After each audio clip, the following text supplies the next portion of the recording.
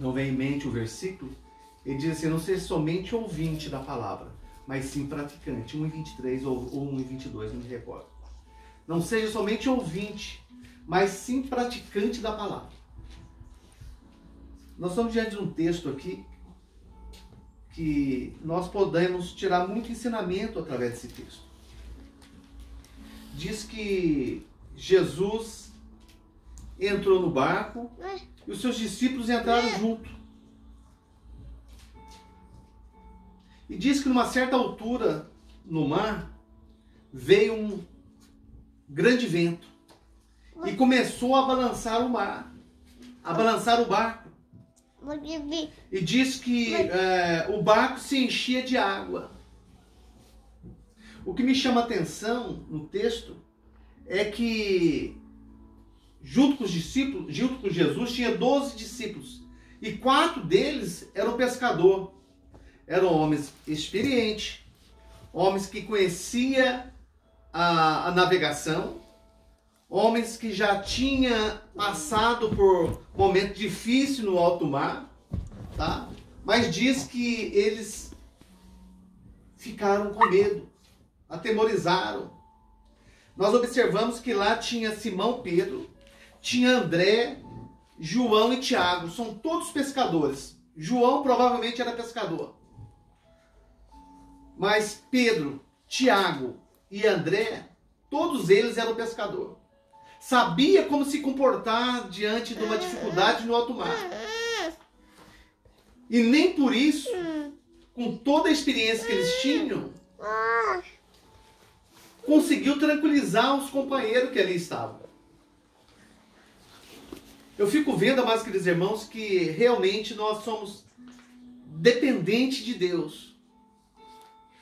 Por mais que nós passamos por determinada situação, repetidas vezes, mas quando nós deparamos com a mesma situação, nós não conseguimos lidar com a situação. Mas quando nós entregamos ao momento de situação difícil na mão de Deus, nós conseguimos passar por ela. Eu fico vendo que quantas das vezes nós passamos por um momento difícil que nós achamos que nem vamos passar, que não vamos conseguir obter êxito naquilo que nós estamos fazendo. Nós passamos por aquele momento e depois de ter passado nós falamos assim: puxa vida, eu nem acredito que eu venci, eu nem acredito que eu suportei aquela dificuldade. Eu nem acredito que ainda estou aqui. Olha, eu nem acredito do livramento. Fecha, Milena. Fecha a Bíblia. Eu nem acredito. Mas quando o homem procura entregar os seus caminhos ao Senhor, ele tem uma confiança em Deus. Amados, todo homem necessita de crer em algo. Todo homem, ele necessita de ter uma fé. Até o ateu que diz que não crê em Deus, mas nas horas difíceis, ele costuma dar um grito. Ele costuma agarrar em alguma coisa, achando que dando aquele grito, ele consegue se livrar. Até um ateu que não crê em Deus, quando ele está de frente com uma situação difícil, ele crê em Deus, ele grita no nome de Deus. Nós vemos que há variadas denominações, religiões, tá? Crendo. Nós, crente em Jesus, cremos que Jesus veio, tá? Morreu na cruz do Calvário, ressuscitou ao terceiro dia, pagou as nossas dívidas, as nossas ofensas, tá? O seu sangue abriu um caminho para que nós possamos morar no céu. Nós vemos outras religiões que crê se morrer em nome de alguém, lá vai ter lá 100 virgens e muito vinho que não dá dor de cabeça. Nós cremos em certas religiões que se morrerem, crendo naquilo que eles são ensinados, tá? Eles não vão morrer e não vão ficar vagando por essa terra. Tá? Mas Jesus disse na sua palavra para os seus discípulos, no Evangelho de João, capítulo 14, versículo 6. Eu sou o caminho, a verdade e a vida. Ninguém vem ao Pai a não ser por mim. Jesus, quando estava com seus discípulos, que ele falou que eu sou o caminho, a verdade e a vida, e ninguém vem ao Pai a não ser por mim, Jesus estava em carne e osso. Ele disse o seguinte, olha, se vocês ouvirem a minha palavra, ele queria dizer assim, olha, se vocês ouvirem a minha palavra e obedecerem a minha palavra, tá? Por mim, vocês vão chegar ao Pai. Hoje, Jesus é a palavra escrita. Jesus é a palavra escrita. E Jesus disse também uma certa vez para os seus discípulos, diz assim, olha, sem mim nada podeis fazer. Sem mim nada podeis fazer. E realmente sem Jesus nós não vamos a lugar nenhum. Sem Jesus nós paramos no meio do caminho. E não temos esperança. Nós olhamos aqui e eu fiquei assim, pensando, andando, e sempre vinha na minha mente. E a Bárbara disse também que nunca imaginou passar por uma situação da qual está enfrentando assim mundialmente dizendo. Quem diria que nós íamos ver essa situação? Portugal, cancelando mais de 90 mil cirurgias, internação. O que vai acontecer com essas pessoas que precisam ser internadas?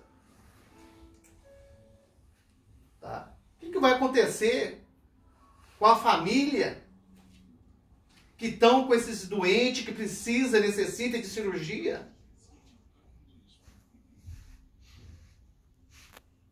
Fiquei pensando naquilo.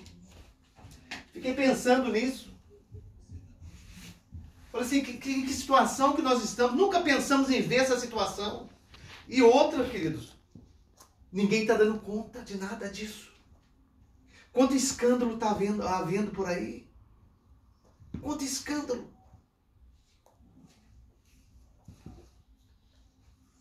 Tanto no meio religioso, como assim no meio secular do dia a dia. Quanto escândalo nós estamos vendo.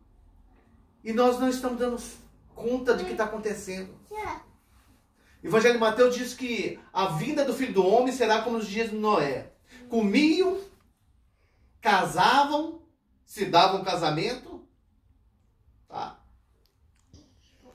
E de repente, quando fechou a porta da arca, que Noé estava construindo, diz a Bíblia que Deus abriu as comportas dos céus e as comportas da terra. Vinha água tanto de baixo como de cima.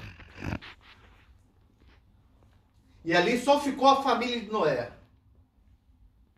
Noé, sua esposa, 3 filhos e 3 noras. Somente 8 pessoas. A Bíblia diz que a vinda do Filho do Homem.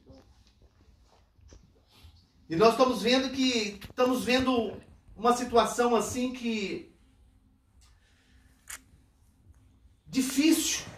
E se nós não pegarmos com Deus, nós não temos esperança. Não temos esperança.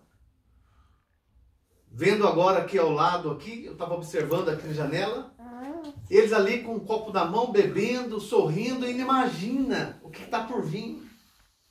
O que está por vir. Não imagina o que está por vir. E quantos que estão na mesma situação? Não imagina. Enquanto nós estamos na terra, nós temos sim que trabalhar, temos que cuidar da nossa família, temos que caminhar. Mas nós não podemos esquecer de alimentar nossa alma. E a nossa alma nós alimentamos somente com a palavra. Mas diz que nesse dia que Jesus entrou com seus discípulos no barco, grande tempestade veio. E fico vendo, amados irmãos, que no barco que Jesus está, pode balançar, pode entrar água, mas não afunda. Não afunda. Nós estamos caminhando na vida, a vida pode vir turbulência contra a nossa vida, pode vir momentos difíceis, mas nós não sucumbimos se porventura nós estivermos na palavra. Nós não caímos se nós estivermos na palavra. Eu aprendo também que nessa lição aqui de hoje, que o fato de nós servirmos a Jesus, de obedecermos a tua palavra, também não impede do vento soprar contra a nossa vida. Não impede do vento ao contrário da nossa vida. Não impede. O fato de nós servirmos Jesus não quer dizer que nós vamos ter uma vida só de bonança, não. Vão ter momentos difíceis, mas com Jesus nós passamos. Nós vemos muita heresia sendo pregada, ensinada que com Jesus é só bonança. Mentira. Com Jesus também passamos por momentos difíceis. Porque nós herdamos o pecado de Adão. Nós somos da descendência adâmica. E depois que o pecado entrou no mundo, as coisas já não foram mais perfeitas. Não foram mais perfeitas. Porque a promessa para o homem no Jardim do Éden, quando Deus criou o homem e a mulher, era para ter uma vida eterna. Era para ter uma vida eterna. Mas, Júlio, por quê? Por que eles pecaram então e Deus não sabia? Sabia. Mas Deus deu uma ordenança para eles. Olha, comece de toda a árvore do jardim, mesmo daquela, ó, do conhecimento do bem e do mal. Essa vocês não tocam, porque o dia que vocês tocarem, certamente morrerás. Certamente morrerás. Deus ele não quer, mas, Júlio, mas por que Deus então permite? Não, Deus ele quer uma obediência voluntária. Ele não quer obrigar ninguém a segui-lo. Nós vemos que Lúcifer, até então, era um anjo de confiança de Deus. Era um anjo lindo. Também teve a tua opção. Teve a tua opção. Quis ser maior do que Deus e conseguiu convencer 1/3 dos anjos do céu ainda para bandear do teu lado. Foram lançados do céu Lúcifer e 1/3 dos anjos do céu. Quer dizer, Deus quer uma adoração voluntária, quer uma obediência voluntária.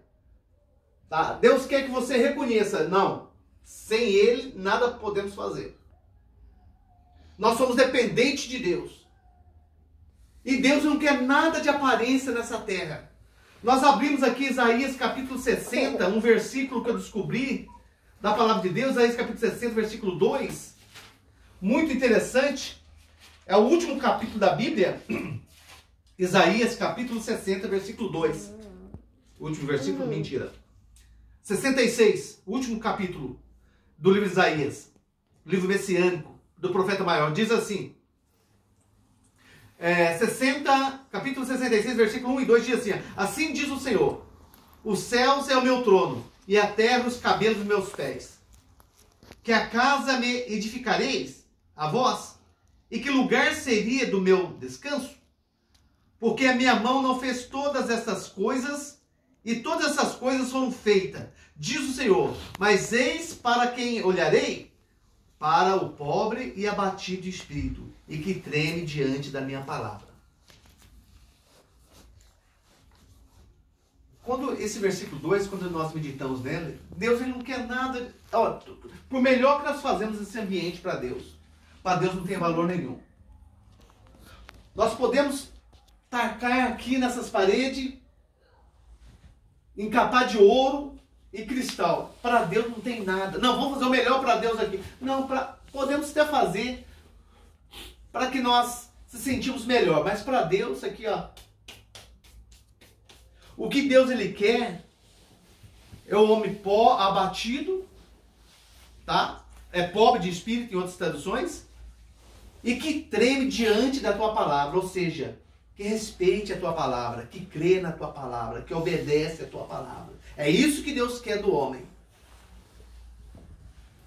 Deus não quer nada disso que nós imaginamos muitas vezes. Um grande tempo para o Senhor, só se for comportar as almas. Mas muito bonito. Não, para Deus isso aí não tem valor nenhum. Porque o que Deus ele quer de nossas vidas não é essa matéria. Não é matéria.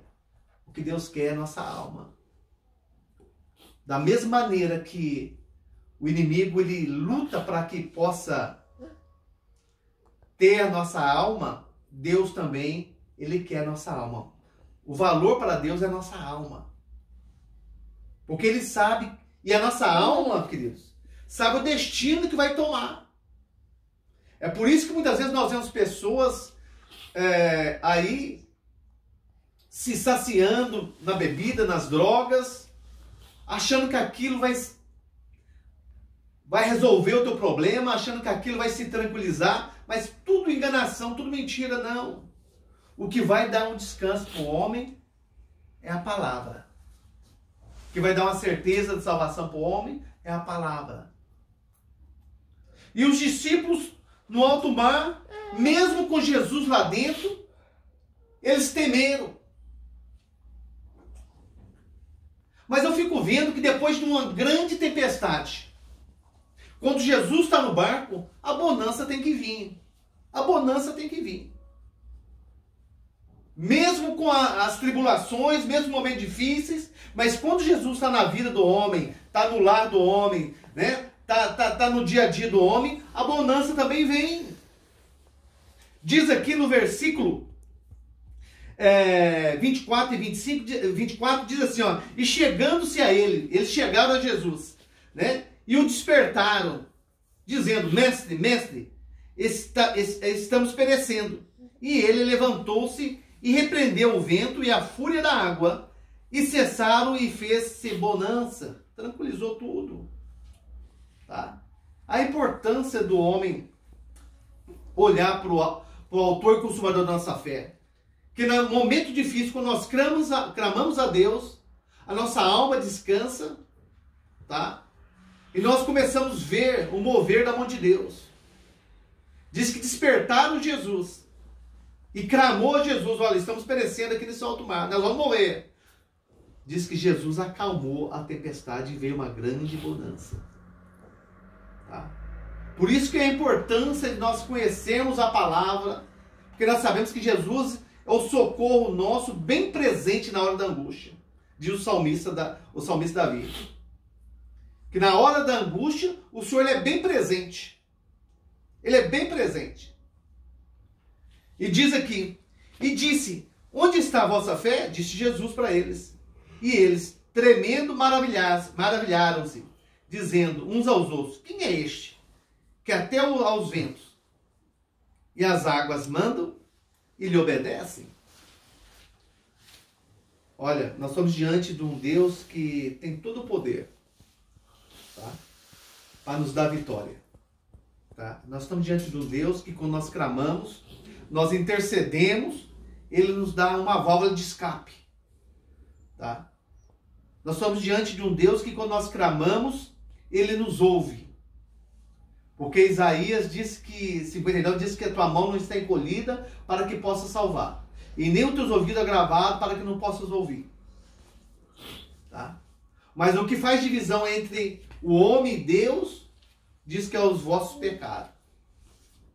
Então que nós possamos ficar nessa palavra e crendo que Jesus realmente, ele é o caminho, a verdade e a vida.